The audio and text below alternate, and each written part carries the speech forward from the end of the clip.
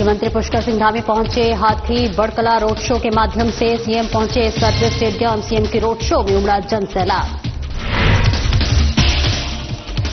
All India शहीद lieutenant Gautam boxing प्रतियोगिता 2025 का हुआ भव्य शुभारंभ। मंत्री गणेश जोशी ने प्रतियोगिता का किया शुभारंभ। सरियाम गुंडे दिखाने वालों के खिलाफ पुलिस सख्त। प्रेमनगर क्षेत्र में युवक पर हुई फायरिंग की घटना में 4 और आरोपी गिरफ्तार। आपके खिलाफ आंदोलन की बात। और देहरादून में वाहन चोरी की अलग अलग घटनाओं का खुलासा। चोर के कब्जे से चोरी की 4 बाइक बरामद। कोर्ट के आदेश पर पुलिस ने चोर को भेजा जेल।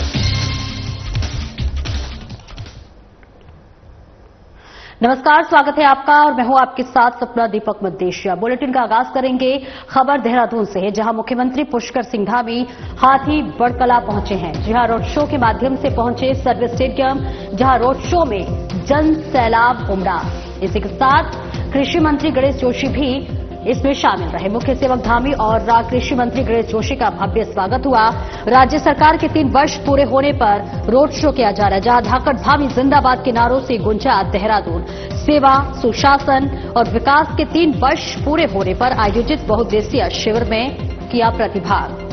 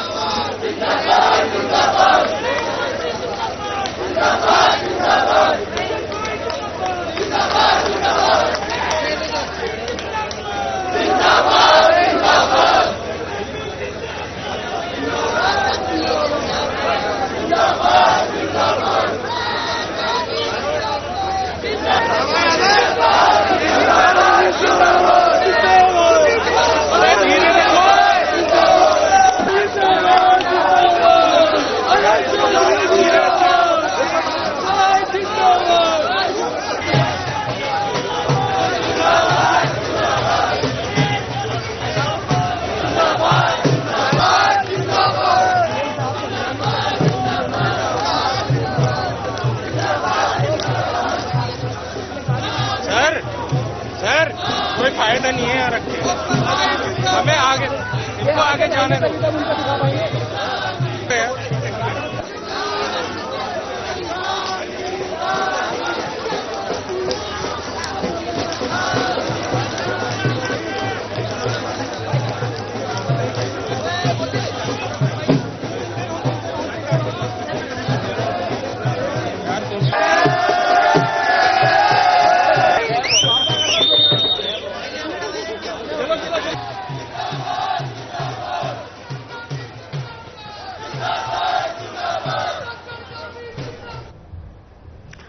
और वहीं गोरखा मिलिट्री इंटर कॉलेज गढ़ी कैंट में आयोजित ऑल इंडिया शहीद लेफ्टिनेंट गौतम बॉक्सिंग प्रतियोगिता 2025 का भव्य शुभारंभ कैबिनेट मंत्री गणेश जोशी ने दीप प्रज्वलित कर किया है।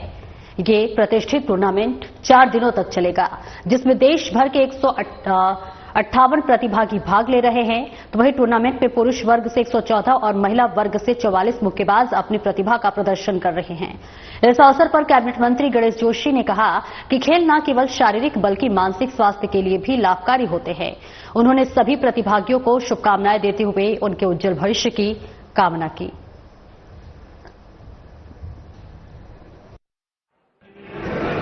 एक समय ये था हमारा देहरादून फुटबॉल और बॉक्सिंग का गढ़ होता था, लेकिन धीरे धीरे समाप्त होता गया। और आज ये बहुत ही सराहनीय प्रयास रेल द्वारा जहाँ पर किया गया है। उन्होंने अपने स्वर्गीय लेफ्टिनेंट गौतम स्मृति में ये टूर्नामेंट यहाँ पर कराया है, जिसमें कई स्थानीय और बाहर की टीमें यहाँ पर आई हैं। उनकी 2-3 बाउट देखने का भी मौका मिला। बहुत अच्छा बॉक्सिंग का प्रदर्शन यहाँ पर हुआ है और मुझे पूरा भरोसा है, मुझे बताया गया कि इस संस्थान द्वारा ट्रेनिंग दिए हुए 110 से अधिक बच्चे विभिन्न आर्मी फोर्सेज में, एनर्जी फोर्सेज में अच्छा बॉक्सिंग खेलते हैं।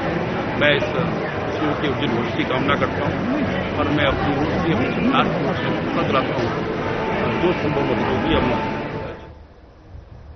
और गंगा सेवा रक्षा दल और नगर सुधार समिति के सदस्यों ने ऋषिकेश नगर क्षेत्र में हो रहे अवैध नशे के कारोबार के खिलाफ चंद्रेश्वर नगर में जन जागरूकता अभियान चलाया।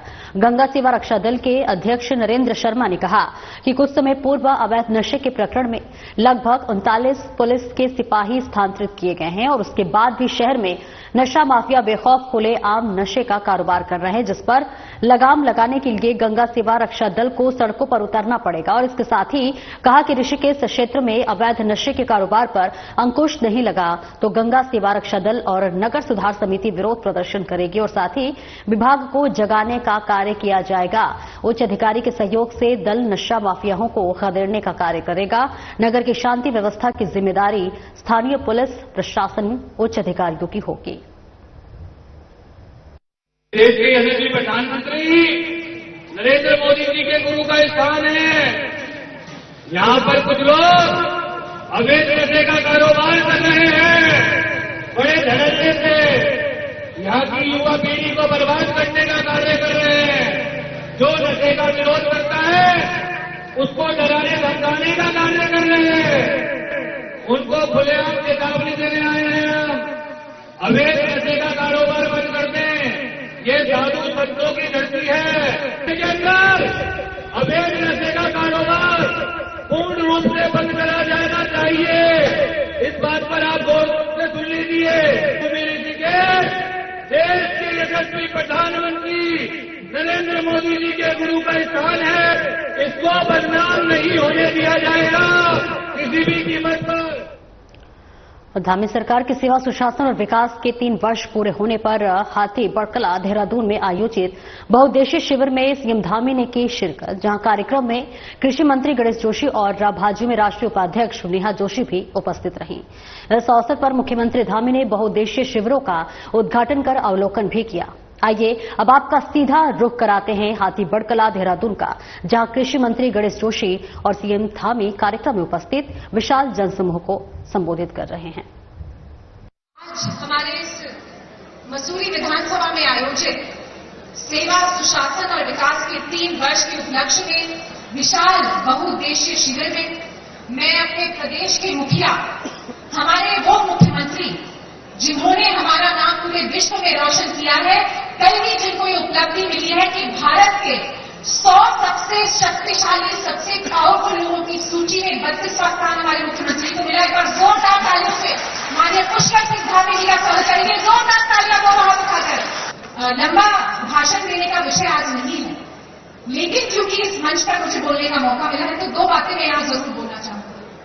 आज हम 3 साल के ये उत्सव पूरे प्रदेश में मना रहे हैं और आप मुख्यमंत्री जी की कल्पना देखिए कि उन्होंने ये 3 साल का उत्सव मनाने के लिए पूरी सरकार को आपके द्वारे पर लाकर खड़ा कर दिया। और केवल मसूरी ही नहीं, यहां से लेकर पिथौरागढ़, उत्तरकाशी, बागेश्वर, हर जिले और हर विधानसभा में इस तरीके के शिविर लगाकर 3 साल का यह उत्सव मनाने का जो माननीय मुख्यमंत्री जी की कल्पना है, मैं उसको मंच से धन्यवाद करती हूँ। एक बार नहीं 4 बार लगातार मुझे अपना आशीर्वाद दिया, मुझे विधायक बनाया, आप ही की दुआओं से मैं मंत्री बना, उसके लिए मैं आपको प्रणाम करता हूं।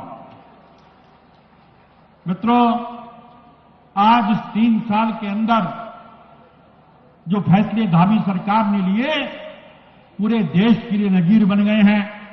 यूसीसी लागू करने वाला देश का पहला राज्य उत्तराखंड है। नकल जो हमारे बच्चों के लिए अभिशाप बन गई थी, नकलची पास हो जाते थे, ब्रिलियंट बच्चे रह जाते थे, सख्त नकल कानून बनाया तो पुष्कर सिंह धामी की सरकार ने बनाया। महिलाओं को आरक्षण देने का काम किया तो धामी सरकार ने किया। और यहां की जनभावनाओं के अनुरूप भू कानून बनाने का काम धामी सरकार ने किया। मित्रों, ये सैनिक बाहुल्य क्षेत्र है।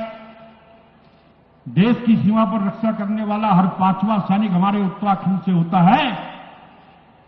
और धामी जी के विशेष प्रयासों से जिसको पूरा करने का सौभाग्य मुझे प्राप्त हुआ है, हमारा सैन्य धाम लगभग बनकर तैयार हो गया है और अगले मास हम उसका लोकार्पण भी करेंगे। यहां की वीर माताओं को, वीर नारियों को हम समर्पित करेंगे। भाइयों बहनों, क्योंकि मैं तो आपके बीच में लगातार बोलता रहता हूं, मिलता रहता हूं, क्योंकि मुख्यमंत्री जी ने अभी दिल्ली पहुंचना है। लेकिन मैं आपको विश्वास दिलाता हूं कि आपके नेतृत्व में जहां 2022 में भारतीय जनता पार्टी की सरकार बनी है, 2027 में भी भारतीय जनता पार्टी की सरकार आपके नेतृत्व में बनेगी और उसका शुरुआत मसूरी विधानसभा से होगी, ये विश्वास मैं आपको दिलाता हूं। आजकल कुछ लोग मसूरी में डाका डालने की सोच रहे हैं, लेकिन उनको ये नहीं पता अब मसूरी के 2 चौकीदार हो गए, एक गणेश जोशी और एक मीरा सकलानी। अब मसूरी को आप खुर्द-बुर्द नहीं कर सकते, वहां की संपत्तियों को खुर्द-बुर्द नहीं कर सकते। कुछ करोगे तो पहले कोलू खेत में रोक लेंगे, अब थोड़ा नीचे आओगे तो जहां पकड़े जाओगे। तुम्हारी हिम्मत नहीं है मसूरी में डाका डालने की। आजकल कुछ लोगों की निगाहें वहां पर लग रही हैं। जब तक क्षेत्र की जनता का आशीर्वाद हमारे साथ है, हम मसूरी को संवारेंगे, सजाएंगे। 3 वर्षों के इस कालखंड में अनेक जन कल्याणकारी योजनाएं लागू करने के साथ ही इन योजनाओं को प्रदेश के अंतिम छोर में खड़े व्यक्ति तक पहुंचाने का संकल्प लेकर कार्य किया गया है। और इतने सारे काम हैं, लंबी लिस्ट है। और ये संकल्प जो हमने आज से 3 वर्ष पूर्व लिया था, उस संकल्प को अनवरत रूप से आगे बढ़ाने का काम आप सबके आशीर्वाद से, आप सबकी शुभकामनाओं से, समर्थन से निरंतर आगे बढ़ाया जा रहा है। हमने लगभग सभी योजनाओं को जागरूकता अभियान चलाकर आवेदन प्रक्रिया को ऑनलाइन कर ये सुनिश्चित करने का प्रयास किया है कि प्रदेशवासियों को घर बैठे ही हमारी जितनी योजनाएं हैं, समाज के अंतिम छोर में, प्रदेश के अंतिम छोर में खड़े हुए व्यक्ति तक इन योजनाओं का लाभ मिले, हर जरूरतमंद को सहायता मिले। देहरादून के साथ ही पूरे प्रदेश में जनपद स्तर पर, विधानसभा स्तर पर और विकासखंड स्तरों पर, ब्लॉक स्तरों पर बहुउद्देशीय शिविर आयोजित किए जा रहे हैं। और इन शिविरों में एक ही स्थान पर लोगों को विभिन्न योजनाओं की जानकारी देने के साथ साथ मौके पर ही उनके आवेदन लेकर, संशोधन करवाकर या कहीं पर आवश्यकता है, जैसी आवश्यकता है उन समस्याओं का निस्तारण आदि की प्रक्रिया पूरी की जा रही है। 22 मार्च से ये सप्ताह सेवा सुशासन और विकास का सेवा सप्ताह प्रारंभ हुआ और 30 तारीख तक चलने वाला है। पूरे प्रदेश के अंदर मातृशक्ति ने, नौजवानों ने, बड़े बुजुर्गों ने और हर वर्ग के व्यक्ति ने जिस प्रकार से इन शिविरों में अपनी सहभागिता की है, मैं सच बता रहा हूं, उनका आशीर्वाद हमें और शक्ति दे रहा है और ऊर्जा दे रहा है, आगे बढ़ने के लिए लगातार हमको प्रेरित कर रहा है। भाइयों बहनों, इन शिविरों में जहां एक और मुख्यमंत्री स्वरोजगार योजना, प्रधानमंत्री आवास योजना, पीएम किसान सम्मान निधि योजना, आयुष्मान योजना, वृद्धावस्था पेंशन और नंदा गौरव योजना जैसी अनेक योजनाओं से लोगों को जोड़ा जा रहा है। वहीं राशन कार्ड और आधार कार्ड में संशोधन, संपत्तियों के नामांतरण एवं भूलेख और प्रमाण पत्र संबंधी महत्वपूर्ण सेवाएं भी दी जा रही है।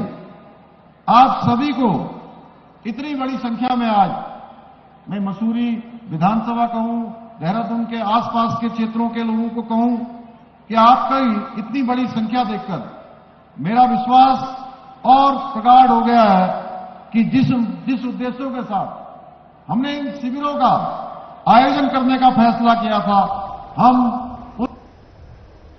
और अगली खबर देहरादून से है, जहां प्रदेश मुख्यालय में प्रदेश अध्यक्ष करण माहरा ने प्रेस वार्ता की है।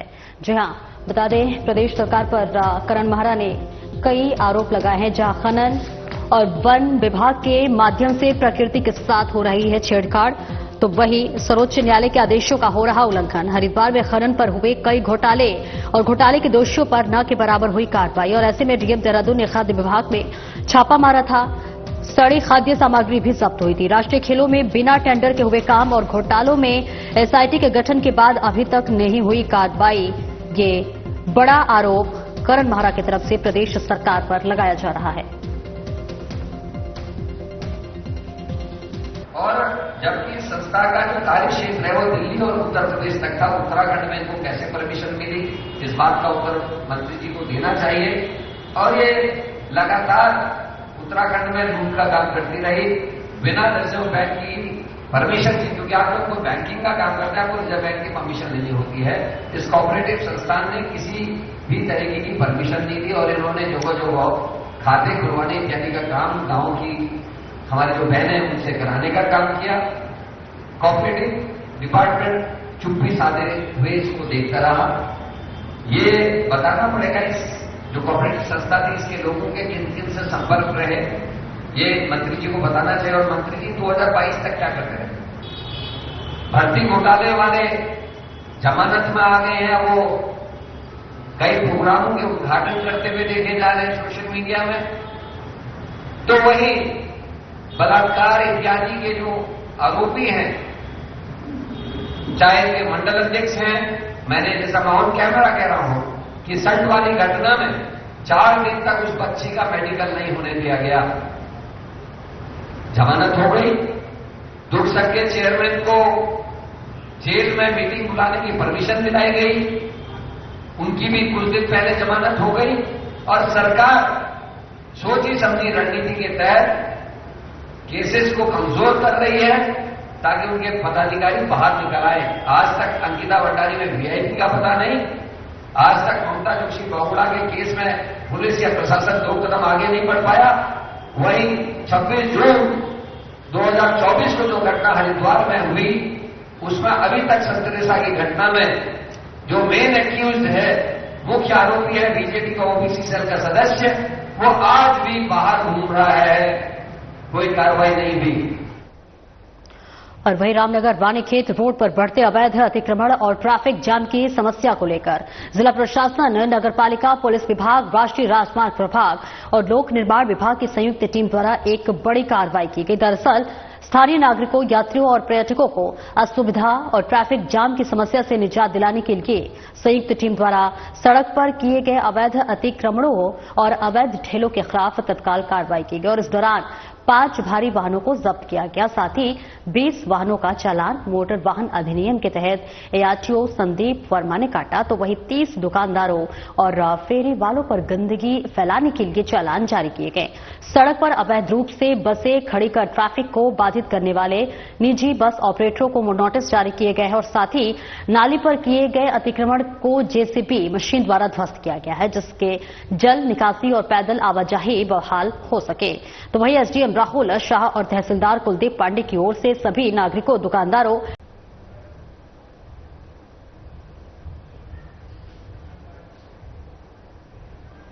अगली खबर की रुख कर लेते हैं। देहरादून से अगली खबर है, जहां पर गुंडों और बदमाशों पर पुलिस कार्रवाई करती हुई नजर आ रही है।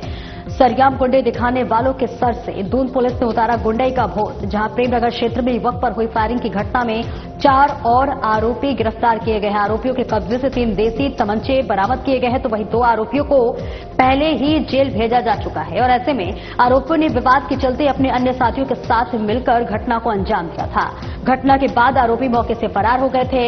गिरफ्तारी से बचने के लिए आरोपी लगातार बदल रहे थे अपने ठिकाने और ऐसे में बड़ी कार्रवाई, जहां फरार आरोपियों की गिरफ्तारी के लिए संभावित स्थानों पर पुलिस दे रही दबिश, जहां पर अब जल्द होंगे ये सभी आरोपी गिरफ्तार।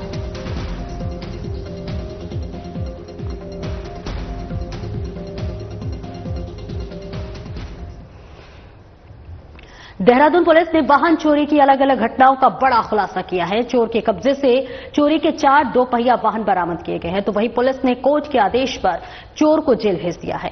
एसएसपी अजय सिंह ने बताया कि नई गाड़ियां चलाने के शौक को पूरा करने के लिए चोर वाहन चोरी की घटनाओं को अंजाम देते थे और ऐसे में आरोपी पहले भी चोरी की घटना में जेल जा चुका है। चोर के खिलाफ जनपद के विभिन्न थानों में चोरी सहित अन्य अपराधों के 1 दर्जन से अधिक मुकदमे दर्ज हैं। चोर की पहचान सुदन थापा निवासी बसंत विहार देहरादून के रूप में हुई है। पूछताछ करने पर चोर ने बताया है कि वो नशे का आदी है, उसे नई नई गाड़ियां चलाने का शौक है, जिसके लिए वे वाहन चोरी की घटनाओं को अंजाम देता है और ऐसे में जो गाड़ी उसे पसंद नहीं आती उसे वो राह चलते व्यक्तियों को सस्ते में बेच देता है।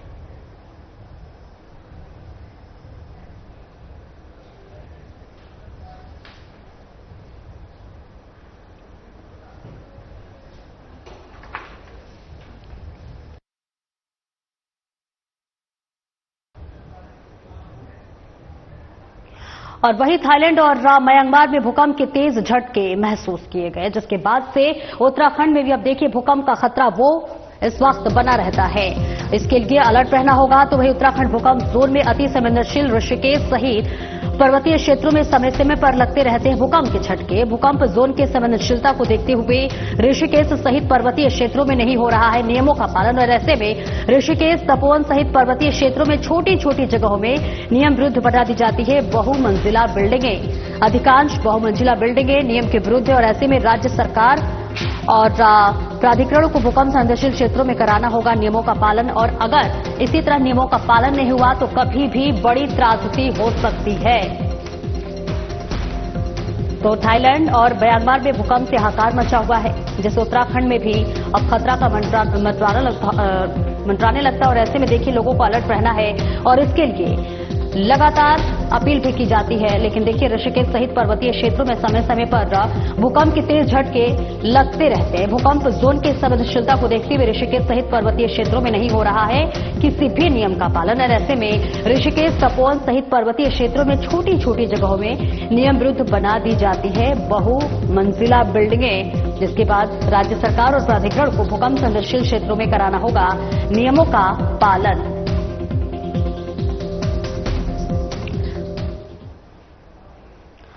और इस खबर पर ज्यादा जानकारी के लिए हमारे साथ हमारे ब्यूरो चीफ कमल शर्मा हमारे साथ जुड़े। कमल, देखिए थाईलैंड और म्यांमार में जिस तरह से भूकंप की त्रासदी देखी गई, भारी तबाही देखी गई और ऐसे में उत्तराखंड में भी कई ऐसे जगह है जो बेहद संवेदनशील है और देखिए खबर भी ऐसी आती रहती है कि जहां पर अवैध रूप से बहुमंजिला बिल्डिंगों का जो है निर्माण किया जाता है। तो अब तक इन पर क्या कुछ कार्रवाई हुई है और क्या कुछ इसके लिए नियम कानून बनाए गए हैं?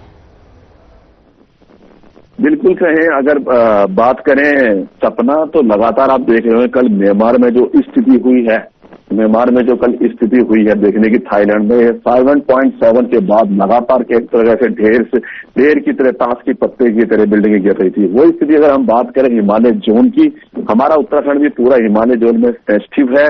लगातार यहाँ पर भूकंप के गिरते, चाहे उत्तर की बात कहें, जोशीमठ कहें, अन्य जगह कहें, पिथौरागढ़ कहें, हमारे ऋषिकेश से शिवपुरी जितना भी इलाका है लगातार संवेदनशील बना रहता है और वहां समय से भूकंप में झटके लगते हैं, चाहे कम तीव्रता के हैं, लेकिन लगातार ये जोन जो है संवेदनशील चला है। तो हम देख रहे हैं कि सबसे बड़ी बात यहाँ पर छोटी छोटी सी जगहों में 20 गज, 40 गज, 30 गज में एकदम खंबे की तरह एकदम मीनार बना दी जाती है। तो नियमों का पालन नहीं हो रहा, कुछ नहीं हो रहा और लगातार ये संवेदनशील इलाका है भूकंप जोन का। कभी ऐसा झटका बड़ा 6, 7 पॉइंट, 8 पॉइंट में गया जिस हिसाब से हमने और वहां की बात करें समय का पता नहीं रहता। तो क्या स्थिति, कितनी बड़ी त्रासदी होगी, तो ये प्राधिकरण जितने भी हैं उनको देखना होगा। राज्य सरकार प्राधिकरण को बड़ी कार्रवाई का बोले कि आप बिल्कुल संवेदनशील स्थलों में ध्यान रखें। अभी जोशीमठ की बात करें, वहां दरार आ गई थी, वहां होटलों में कितना हो गया। तो इस प्रकार की पर्वतीय क्षेत्र वैसे ही है, गंगा जी का किनारा है, गंगा जी किनारे बना दिए गए, छोटी छोटी जगह में 3-3, 4-4 फुट की गली में 6-6, 7-7 मंजिला बना दिए गए। तो ये बड़ा संवेदनशील इलाका है और प्राधिकरण को इसमें देखना भी होगा कि भविष्य में अगर किसी प्रकार के बड़े झटके यहाँ पर लगे तो कितनी बड़ी त्रासदी होगी और कितना बड़ा नुकसान होगा, जो कभी समय पर पूरा करना भी बड़ा टफ हो जाएगा। तो यही चीजें हैं, लगातार हम यही कहते हैं जब संवेदनशील जुड़ा, लगातार एक्सपर्टों की यहाँ पर रिपोर्टें आती रहती हैं, ये इलाका बड़ा संवेदनशील है और लगातार यहाँ भूकंप भी आए, काफी नुकसान भी हुआ है। तो ये चीजें देखनी होगी, नहीं तो बहुत बड़ी त्रासदी होगी। प्राधिकरण को इन नियमों का पालन कराना पड़ेगा, जो नियम विरुद्ध बना रहे हैं उनके खिलाफ बड़ी बड़ी कार्रवाइयां करनी पड़ेगी, नहीं तो भविष्य कहीं ना कहीं बड़े खतरे को, एक अंदेशा, एक इंतजार कर रहा है कि कब इतना बड़े झटके आए और यहाँ इतनी बड़ी त्रासदी हो। बहुत बहुत शुक्रिया कमल इस महत्वपूर्ण जानकारी के लिए। तो त्रासदी से बचने के लिए देखिए जो नियम बनाए गए हैं प्रदेश में उसका पालन करना होगा, उस पर अमल करना होगा। फिलहाल मेरे साथ इस बुलेटिन में इतना ही, दीजिए इजाजत, नमस्कार।